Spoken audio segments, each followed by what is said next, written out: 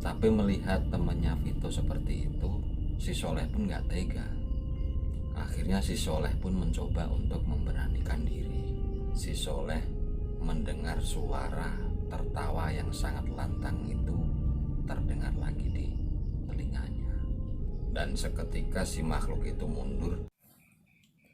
Assalamualaikum warahmatullahi wabarakatuh. Balik lagi teman-teman ke channel Jagat yang Lembut. Pada kesempatan malam ini saya akan menceritakan kisah dari teman saya, yaitu Mas Soleh.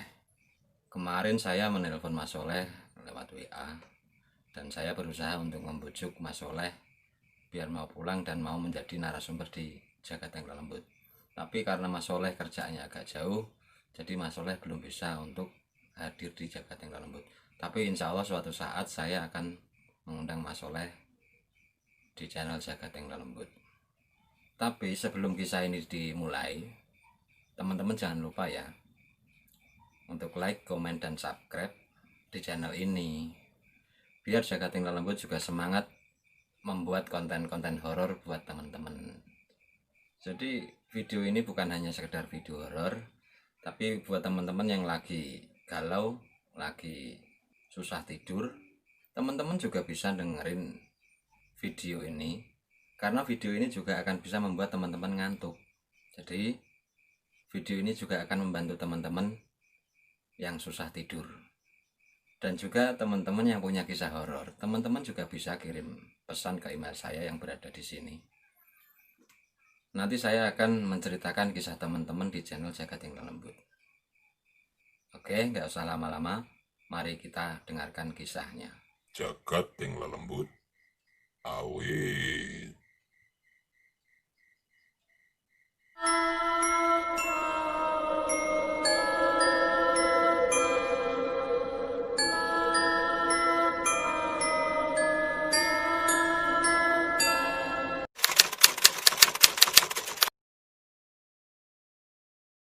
Waktu itu sekitar tahun 2017.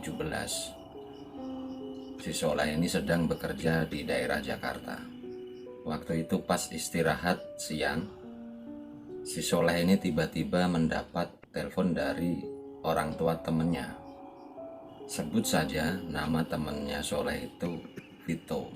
Jadi orang tuanya Vito itu pas waktu Soleh istirahat siang, tiba-tiba menelpon si Soleh. Dan orang tua Vito memberi kabar bahwa si Vito sedang sakit keras. Mendengar kabar seperti itu, akhirnya Soleh pun langsung mencari tiket untuk pulang kampung. Jadi waktu itu si Soleh langsung meminta izin kepada mandornya untuk pulang kampung sebentar karena mendapat kabar bahwa temannya sedang sakit keras. Dan alhamdulillah bis yang menuju Purwodadi itu berangkatnya agak sore. Jadi si Soleh ini masih bisa mendapat tiket buat pulang kampung. Sesampainya di Purwodadi, si Soleh istirahat sebentar, dan sorenya si Soleh datang ke rumahnya si Vito untuk melihat bagaimana keadaannya si Vito. Dan setelah si Soleh ini melihat keadaannya si Vito, si Soleh ini rasanya ingin menangis karena si Soleh melihat badannya si Vito ini tinggal tulang dan kulit. Padahal sebelum si Soleh ini ke Jakarta, dia masih melihat si Vito ini badannya sehat. Tapi baru ditinggal 2 bulan ke Jakarta, si Vito ini langsung badannya kurus. Melihat si Soleh menjenguk si Vito pun merasa senang, dan si Vito mengatakan, "Mas Soleh, tolongin aku ya, aku sedang sakit, tapi aku berobat belum ada kesembuhan. Tolong bantu doain aku ya, biar aku bisa sembuh seperti kemarin." Mendengar kata-kata si Vito, tanpa disadari si Soleh ini meneteskan air mata.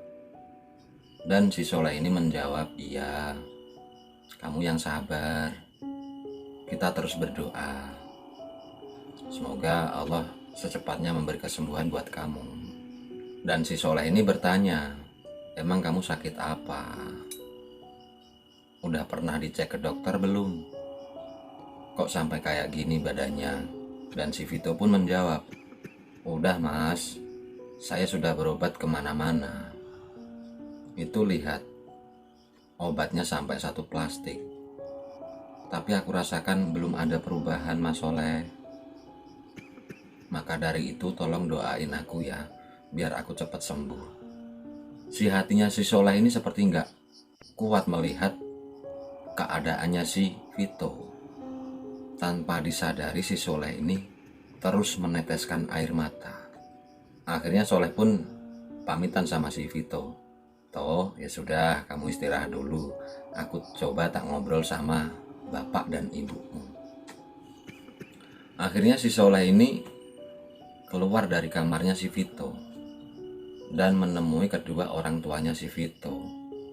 Soleh bertanya kepada bapak dan ibunya bahwa si Vito itu sebenarnya sakit apa, kok sampai badannya kayak gitu. Badannya kurus tinggal tulang, padahal sebelum ditinggal Soleh bekerja, badannya Vito itu masih gemuk.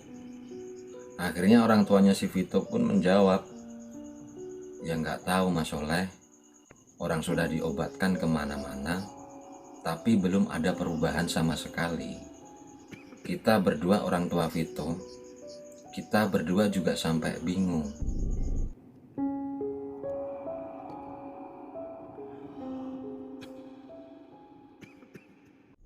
Harus bagaimana lagi mencarikan obat si Vito, mas Soleh. Soleh pun masih penasaran dengan penyakitnya si Vito. Dan Soleh pun menanyakan lagi, lah terus apa hasil dari dokter? Katanya dokter sih penyakit lambung mas Soleh. Tapi perasaan Vito itu kan gak punya gejala penyakit lambung sama sekali. Tapi anehnya kok tiba-tiba punya penyakit lambung. Dan dikasih obat seberapa banyak pun kok belum ada perubahan sama sekali. Dari sini Soleh sudah merasakan ada keganjalan dalam penyakitnya Vito. Setelah itu akhirnya si Soleh pun berpamitan kepada kedua orang tuanya si Vito. Sambil salaman pamitan pulang, si Soleh mengatakan, ya sabar pak bu. Akhirnya si Soleh pun pulang. Sesampainya di rumah, si Soleh pun merenung. Dia berpikir, masa kalau memang ini penyakit medis dikasih obat kok belum ada perubahan, berarti ini kemungkinan ada hal yang lain yang membuat si Vito sakit. Akhirnya si Soleh menemui salah satu temannya untuk bertanya punya kenalan kiai apa enggak. Karena si Soleh hanya berpikir kalau memang ini penyakit medis, pastinya dan harusnya sudah ada perubahan yang signifikan. Karena si Soleh ini melihat bungkusan obat yang berada di kamarnya si Vito ini sangat banyak sekali. Tapi si Vito belum ada perubahan. Jadi kemungkinan besar ini ada hal yang ganjil. Setelah bertemu dengan salah satu temannya, si Soleh ini dikenalkan sama kiai temennya. Akhirnya Soleh bertamu ke rumah kiai itu dan dia mengatakan apa tujuannya dari rumah. Tapi anehnya kiai itu malah mengatakan, Mas Soleh, ngapain kamu datang ke sini? Orang kamu bisa sendiri kok malah datang ke sini. Kamu keliru.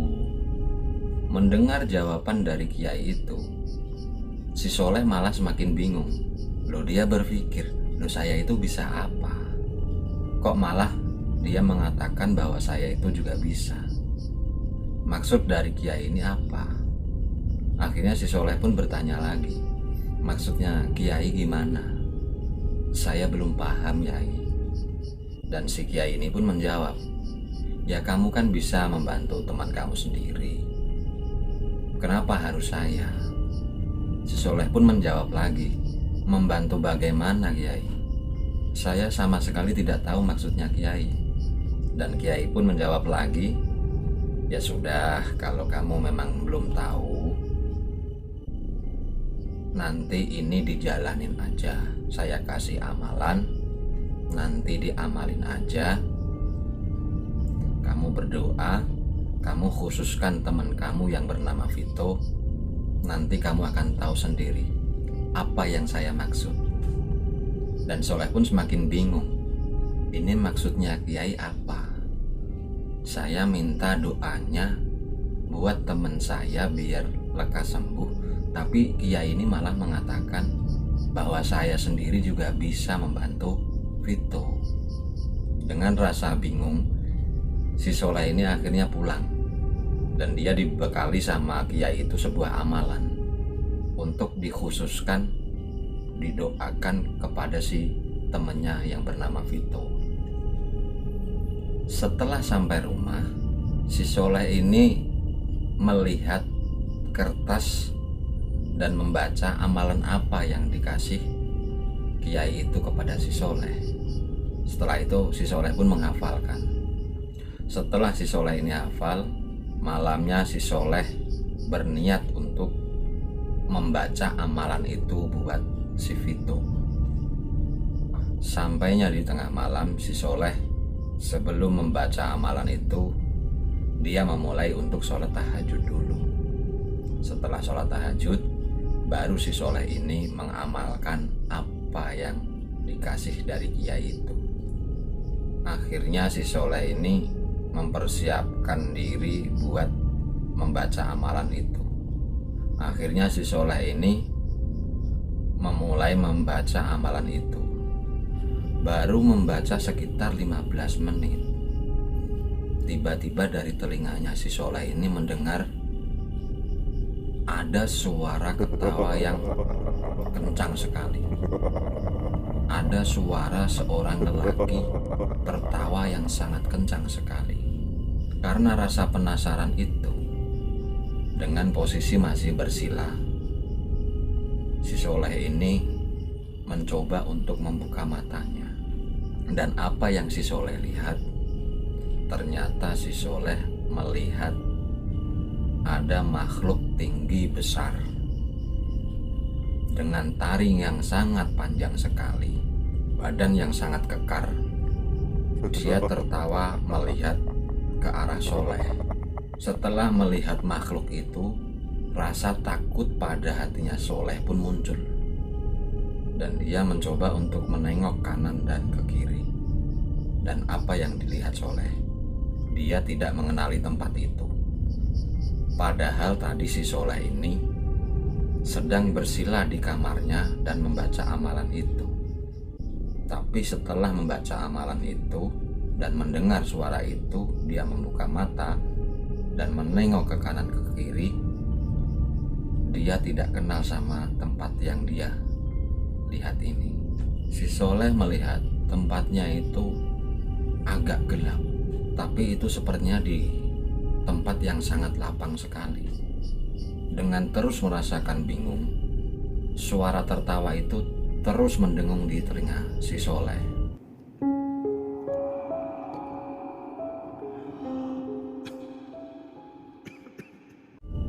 Akhirnya Soleh pun bingung, dia ini berada di mana. Dan samar-samar si Soleh ini mendengar suaranya si Vito. Mas Soleh, tolong aku. Mendengar suara itu, si Soleh pun akhirnya berusaha untuk mencari dari mana sumber suara itu. Dan setelah ketemu dari mana arah suara itu, si Soleh malah semakin kaget. Ternyata si Vito berada di bawah kakinya makhluk tinggi besar itu. Dan terus si Vito ini mengatakan, Mas Soleh, tolong saya. Mas Soleh, tolong saya. Karena si Soleh melihat si Vito dengan keadaan yang diikat, dengan tangan diikat semua, dan si Vito ini sedang tengkurap, dia tubuhnya diinjak sama si makhluk besar itu, si Soleh semakin bingung bagaimana caranya si Soleh menyelamatkan si Vito. Akhirnya si Soleh pun mencoba untuk memberanikan diri untuk mengajak berkomunikasi dengan makhluk tinggi besar itu. Si Soleh akhirnya mencoba untuk mendekati makhluk yang sangat besar itu dengan mata yang sangat merah. Si Soleh pun gak berani melihat wajah makhluk itu, tapi dia terus mendekat ke arah makhluk itu. Dan setelah dekat, si Soleh pun mengatakan, "Tolong lepaskan teman saya. Emang salah apa teman saya sampai kamu seperti itu kan? Tolong lepaskan dia." Mendengar permintaan dari si Soleh ini, makhluk itu pun tertawa dengan sangat kencang. Dan makhluk itu pun mengatakan, Ini bukan urusan. Jangan kau ikut campur karena kau akan mati juga. setelah itu akhirnya si Soleh ditendang sama makhluk itu dan terlempar sangat jauh sekali. Dan setelah terkena tendangan dari makhluk itu, si Soleh merasakan bahwa dirinya itu memang sudah tidak sadar. Dan lama-lama akhirnya si Soleh pun terbangun lagi. Dan anehnya, si Soleh ini terbangun berada di kamarnya lagi. Setelah dia bangun akhirnya merenung lagi. Aku tadi berada di mana? Sambil merenung, tiba-tiba si Soleh ini merasakan dadanya ini sangat sakit sekali. Dan si Soleh pun ingat, tadi dia ditendang sama makhluk besar itu tadi. Setelah beberapa pertanyaan yang ada di pikirannya itu tidak menemukan jalan keluar, akhirnya si Soleh memutuskan untuk tidur lagi. Dan paginya, akhirnya Soleh datang lagi ke tempat kiai itu. Dan si Soleh menceritakan apa saja yang dia lihat tadi malam. Sang kiai karena mendengar cerita dari si Soleh, kiai pun tertawa dengan terpingkal-pingkal. Melihat kiai itu tertawa, si Soleh pun bertanya, "Apa ada yang salah kiai dengan saya? Kok sampai kiai tertawa seperti itu?" Dan kiai pun menjawab, "Ya ada yang salah Thomas, kamu itu lucu. Pasti seketika kamu melihat makhluk itu, kamu tidak membaca amalan yang saya kasih." Karena si Soleh merasakan apa yang dikatakan kiai itu benar, si Soleh pun bertanya lagi, "Emang harus terus dibaca ya kiai?" Dan kiai pun menjawab, "Ya iya mas, makanya kamu bisa kena tendang dari makhluk itu."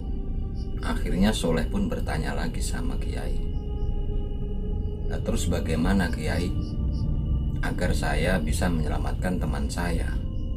Dan kiai pun menjawab dengan sedikit serius, "Ya kamu ulang lagi." Karena si Soleh disuruh untuk mengulang lagi, Soleh pun merasa bimbang. Karena si Soleh seketika bertemu dengan makhluk raksasa itu, si Soleh badannya sudah terasa bergetar. Akhirnya si Soleh memutuskan untuk memasrahkan si Vito kepada kiai itu tadi. Dan si Soleh mengatakan, "Kiai, kalau saya disuruh untuk menjalani amalan yang seperti tadi malam, saya nggak mampu kiai. Saya takut melihat makhluk sebesar itu. Ya tolong kiai, pokoknya saya pasrah kepada kiai. Bagaimana caranya biar teman saya itu bisa selamat?" Sang kiai pun akhirnya tertawa lagi. Soleh pun bertanya, "Loh kenapa kiai kok kiai ketawa lagi?" Dan kiai pun menjawab, "Loh mas, baru sekali aja kok sudah nyerah. Saya nggak mau.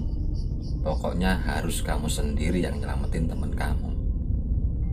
Dengan rasa yang bingung, si Soleh ini berpikir, iya kalau saya bisa nyelamatin, kalau saya sendiri yang mati gimana? Akhirnya si Soleh pun berpasrah lagi kepada kiai. "Enggak kiai, maaf, saya nggak bisa. Pokoknya diapa-apain saya nggak berani. Tolong kiai aja yang bantu doain teman saya ya." Dan kiai pun menjawab, "Enggak, pokoknya harus kamu." kamu tega melihat teman kamu meninggal? Dengan pertanyaan yang dirasa ditekan sama Kiai itu, Soleh juga menjawab, ya saya nggak mau Kiai, tapi saya takut. Dan Kiai pun mengatakan, kan kamu sudah saya kasih amalan, kenapa kamu harus takut? Udah sekarang kamu pulang, pokoknya kamu nanti malam harus melakukan itu lagi.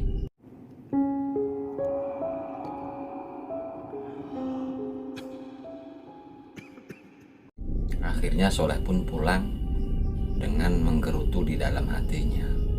Kok aneh, Kiai dimintain tolong kok nggak mau, malah disuruh sendiri.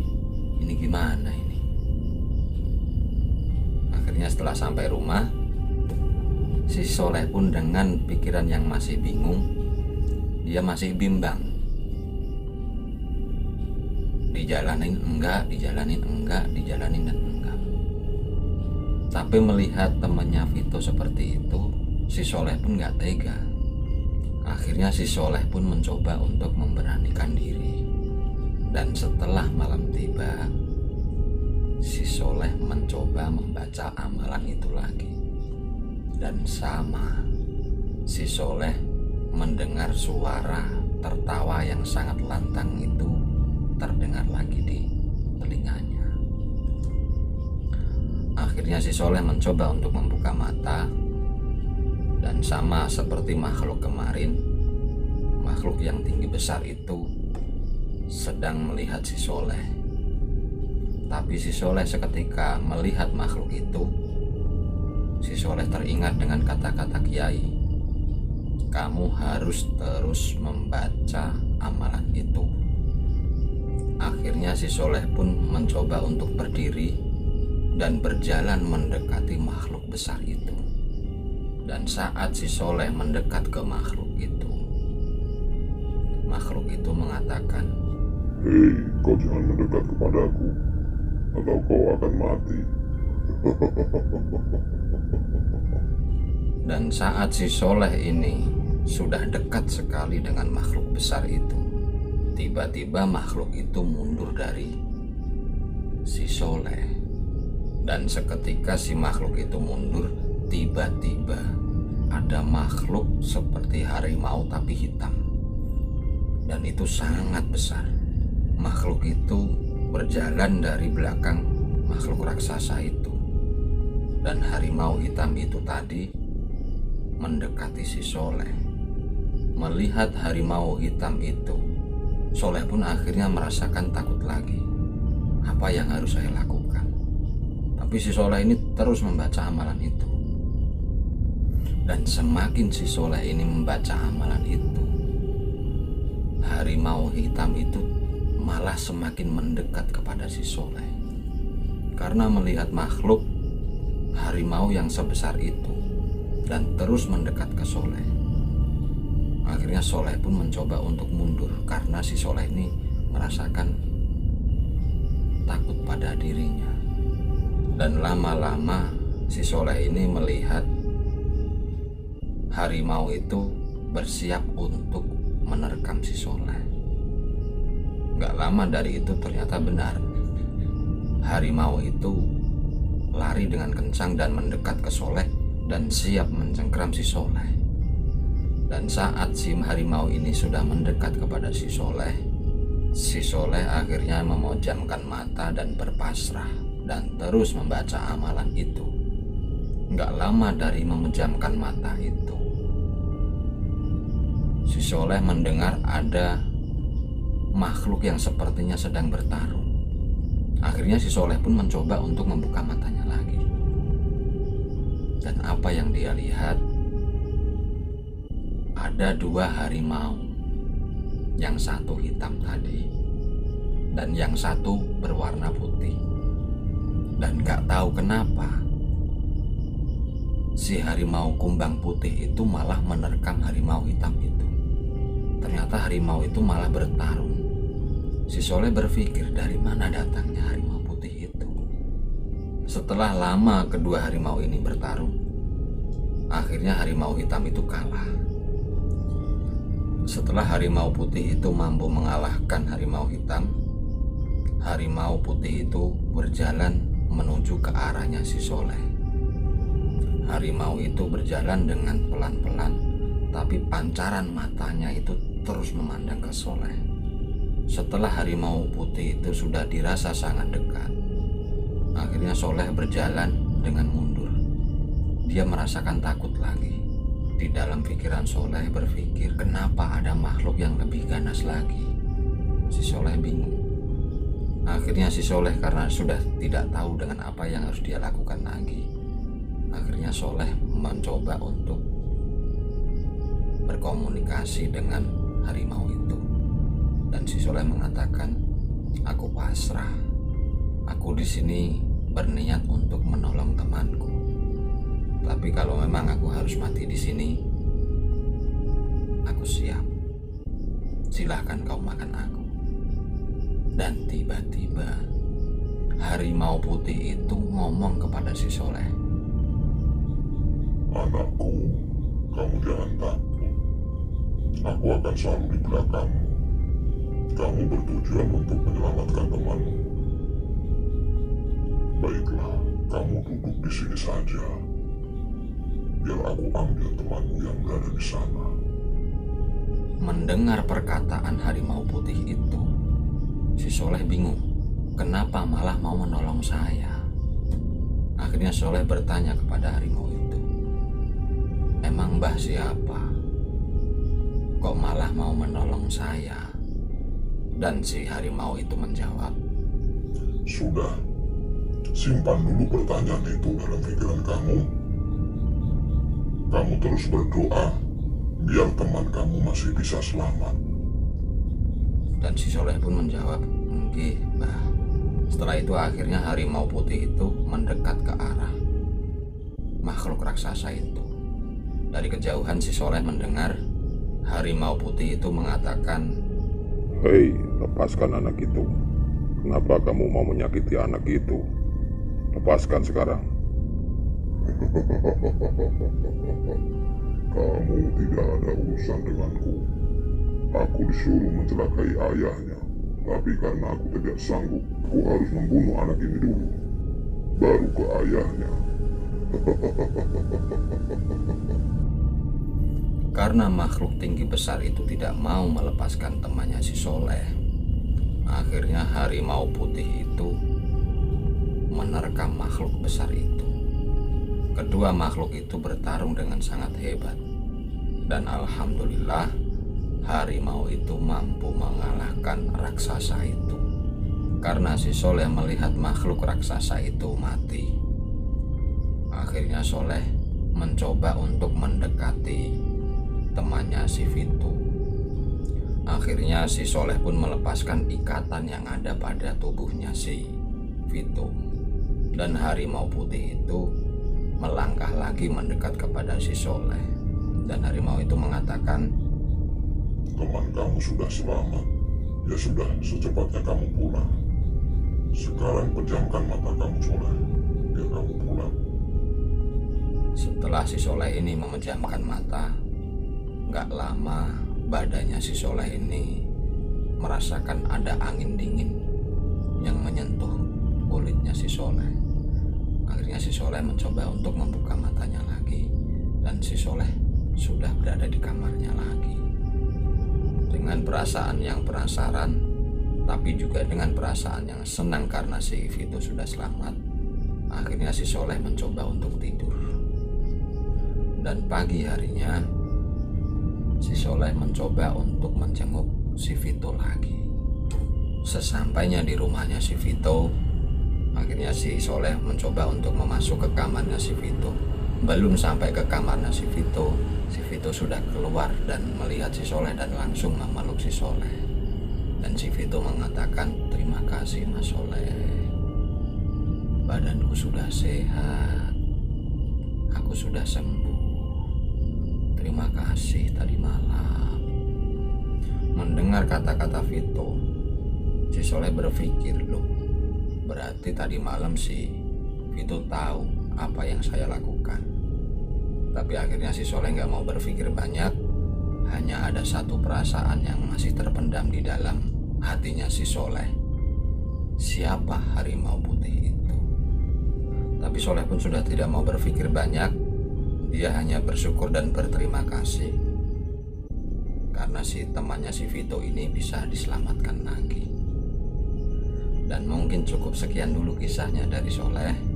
Semoga kita bisa memetik dari kisah ini bahwa memang berteman dan bersahabat itu harus saling tolong menolong. Dan saya pun berterima kasih banyak kepada Mas Soleh karena Mas Soleh mengizinkan kisahnya diceritakan di Jagating Lelembut. Dan saya juga berpesan kepada teman-teman, hati-hati, banyak makhluk yang mengintai kalian. Terus panjatkan doa dalam hati agar kalian selamat dari hal yang tak terlihat. Tapi saya juga berpesan kepada teman-teman, jangan lupa like, komen, dan subscribe agar channel ini terus berkembang. Dan satu lagi, jangan lupa tombolin loncengnya biar teman-teman tidak ketinggalan kisah horor dari Jagating Lelembut. Dan mungkin cukup sekian dulu. Jagating Lelembut pamit. Salam Jagating Lelembut.